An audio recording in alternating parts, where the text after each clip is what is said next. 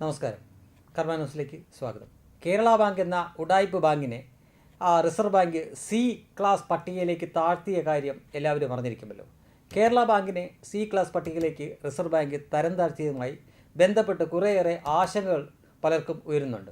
കേരള ബാങ്കിൻ്റെ ഭരണസമിതിയിൽ നല്ല വിദ്യാഭ്യാസമുള്ള പ്രൊഫഷണലുകൾ അല്ല ഇരിക്കുന്നത്.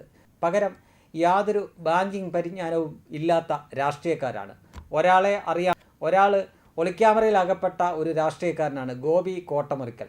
മറ്റൊരാൾ കണ്ണൻ എന്നൊരു പേരുള്ള മറ്റൊരു രാഷ്ട്രീയക്കാരനാണ്. ഈ കണ്ണൻ എന്ന് പറയുന്ന ആൾക്ക് 10ാം ക്ലാസ് വിദ്യാഭ്യാസം പോലും ഇല്ല എന്ന് ഓർക്കണം. രാഷ്ട്രീയ നിയമനം നേടിയ ആളുകളാണ് ഇവരൊക്കെയാണ് കേരള ബാങ്ക് ഭരിക്കുന്നതും. അതുകൂടാതെ കിട്ടാക്കടം അഥവാ ലോൺ തിരിച്ചടവ് മുടങ്ങിയ വായ്പകൾ 11% മുകളിലാണ്. ഇന്ത്യയിലെ പൊതുമേഖലാ ബാങ്കുകളുടെയും സ്വകാര്യ ബാങ്കുകളുടെയും കിട്ടാക്കടം ഏതാണ്ട് 3% മാത്രമായിരിക്കുകയാണ് ഈ 11% മുകളിൽ എത്തി നിൽക്കുന്ന കേരള ബാങ്കിൻ്റെ കിട്ടാക്കടം ബാങ്കിൻ്റെ തന്നെ നിലനിൽപ്പിന് തന്നെ ഭീഷണിയാവുന്നത്. അതുകൊണ്ട് RBI കേരള ബാങ്കിന് പുതിയ വായ്പ അടക്കം കൊടുക്കുന്നതിന് നിയന്ത്രണങ്ങൾ ഏർപ്പെടുത്തിയിരിക്കുന്നു. ഇനിയും കൂടുതൽ നിയന്ത്രണങ്ങൾ വരും എന്ന് ഉറപ്പാണ്. വിവരമുള്ളവരെ ബാങ്കിൻ്റെ തലപ്പത്ത് നിയമിക്കാതെ രാഷ്ട്രീയ നിയമനം നടത്തിയതിൻ്റെ ഫലമാണ് ഇപ്പോൾ അനുഭവിക്കുന്നത്. നിലവിൽ ബാങ്കിലെ നിക്ഷേപങ്ങൾ സുരക്ഷിതമാണ്. ബാങ്കിലെ ഭരണസമിതിയിൽ പ്രൊഫഷണൽ ആളുകൾ വന്നില്ല എങ്കിൽ അടുത്ത കരുവന്നൂറായി മാറിയാലും അത്ഭുതമില്ല.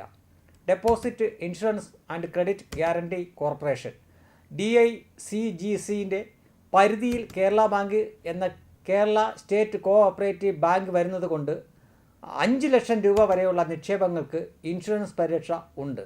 അതുകൊണ്ട് ഒരാൾക്ക് ബാങ്കിൽ ആകെ മൊത്തം നിക്ഷേപം എല്ലാ അക്കൗണ്ടിലും കൂടി 5 ലക്ഷം രൂപ വരെയേ ഉള്ളുവെങ്കിൽ അത് സുരക്ഷിതമാണ്. അതായത് ബാങ്കുകൾ തകർന്നാലും 5 ലക്ഷം രൂപ വരെയുള്ള നിക്ഷേപങ്ങൾക്ക് DICGCയുടെ ഇൻഷുറൻസ് ഉള്ളതുകൊണ്ട് ആ പണം തിരികെ ലഭിക്കും എന്നർത്ഥം. അതിനും മുകളിൽ പണം നിക്ഷേപിച്ചിട്ടുള്ളവർക്കാണെങ്കിൽ 5 ലക്ഷം രൂപ മാത്രമേ തിരിച്ചു കിട്ടാൻ സാധ്യതയുള്ളൂ. ബാക്കി പണം പോയി എന്ന് കരുതിയാൽ മതി. യോഗ്യരല്ലാത്ത ആളുകൾ ബാങ്കിൻ്റെ തലപ്പത്ത് വന്നാൽ ഒരു ബാങ്ക് എങ്ങനെ തകർന്ന് തരിപ്പണമാകും എന്നതിൻ്റെ ഉത്തമ ഉദാഹരണം തന്നെയാണ് ഈ കേരള ബാങ്ക് എന്ന സംഗതി.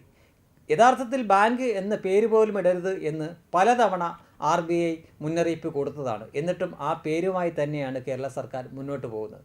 നമുക്കറിയാം, കരുവന്നൂർ കേസ് വന്നതിന് ശേഷം പല സഹകരണ ബാങ്കിലും സമാനമായിട്ടുള്ള തട്ടിപ്പുകൾ നടന്നു എന്ന് പറഞ്ഞു. അതിൻ്റെ കൂടെ ജനങ്ങൾക്ക് ഈ സിസ്റ്റത്തോടുള്ള അല്ലെങ്കിൽ ഈ സഹകരണ ബാങ്കിലോടുള്ള വിശ്വാസം നഷ്ടപ്പെടുന്നതും നിക്ഷേപകർ കൂട്ടത്തോടെ പിൻവലിക്കാൻ ശ്രമിക്കുന്നതൊക്കെ ഈ മേഖലയെ തന്നെ തകർക്കുമെന്ന് ഉറപ്പായിട്ടുണ്ട്. അതിൻ്റെ കൂടെയാണ് ഇപ്പോൾ ഈ RBI ഇതിനെ C ക്ലാസ്സിലേക്ക് തരം താഴ്ത്തുകയും ചെയ്തത്. അറിയാവുന്ന പരിജ്ഞാനമുള്ള ആളുകളെ തലപ്പത്ത് നിയമിച്ച് ഇതിനെ പഴയ വിശ്വാസത്തിലേക്ക് തിരിച്ചു കൊണ്ടുവരിക മാത്രമാണ് സർക്കാരിൻ്റെ മുന്നിലുള്ള ഏക മാർഗം. വെബ് ഡെസ്ക് കർമ്മ ന്യൂസ്.